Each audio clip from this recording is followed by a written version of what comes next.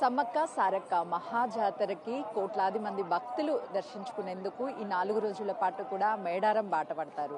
వాడ నుంచి భక్తులంతా అమ్మవారి దర్శనం కోసం 2 సంవత్సరాలకు ఒకసారి జరిగేటువంటి ఈ మహాజాతరలో అమ్మవారిని దర్శించుకుంటే అన్ని శుభాలు కలుగుతాయని చెప్పేసి భక్తులు భావిస్తూ ఉంటారు. ప్రస్తుతం మేడారంలో భక్తులతో కిక్కిరిసిపోతుంది. అన్ని ఆలయాల్లో అమ్మవారి విగ్రహాలు, పెద్ద పెద్ద టెంపుల్స్ చూస్తూ ఉంటాము. కానీ సమ్మక్క సారాలమ్మ జాతరలో మాత్రము గద్దెలతో అమ్మవారు అందరికీ దర్శనమిస్తుంటారు. అమ్మవారిని వనదేవతలుగా పూజిస్తూ ఉంటారు. చూడొచ్చు, జంపన్న వాగులో స్నానాలు చేసిన తర్వాత అమ్మవారిని తడి బట్టలతో దర్శించేందుకు ఒక్కొక్కరు తమ మొక్కుల్ని తీర్చుకునేందుకు కూడా వస్తారు. అమ్మవారికి ఎంతో ఇష్టమైనటువంటి బెల్లాన్ని బంగారంగా కొలుస్తారు. ప్రతి ఒక్కరు అమ్మవారి ఆశీస్సులు కలగాలి అని చెప్పేసి చూస్తున్నాం కదా. అంటే అమ్మవారికి ఎంతో ఇష్టమైనటువంటి బంగారాన్ని తీసుకొని అమ్మవారికి సమర్పిస్తున్నాము అని చెప్తున్నారు. మరికొంతమంది ఉన్నారు. అంటే ప్రతిసారి కూడా అమ్మవారిని దర్శించుకుంటూ ఉంటారు. ఒక పాప సేమ్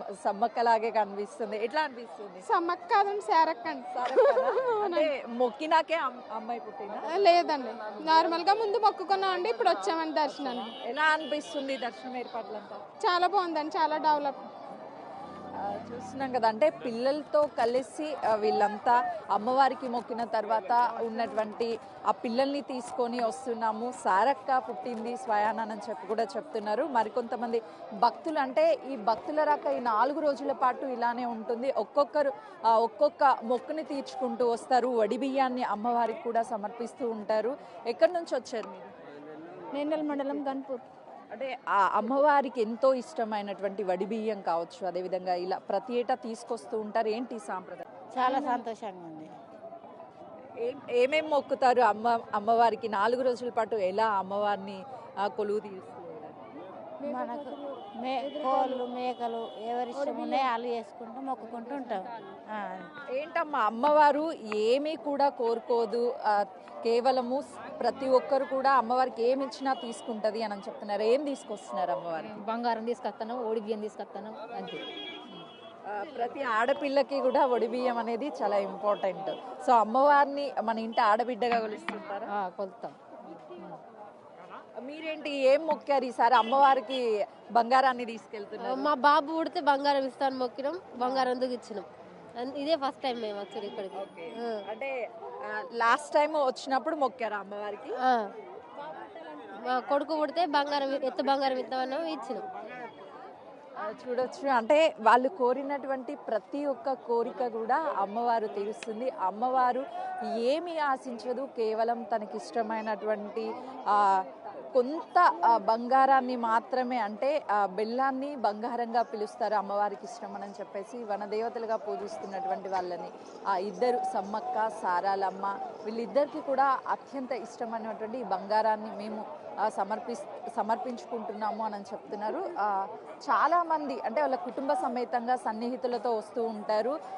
అన్న, ఈసారి అమ్మవారిని ఏం కోరబోతున్నారు? ఎలా ఉంది? ఏం లేదు మేడం, నా కూతురికి సైనికుల సీట్ రావాలా, నవోదయల సీట్ రావాలని కోరుకుంటున్నా.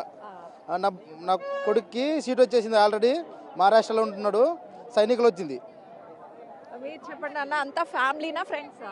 అంతా ఫ్రెండ్స్ అమ్మా.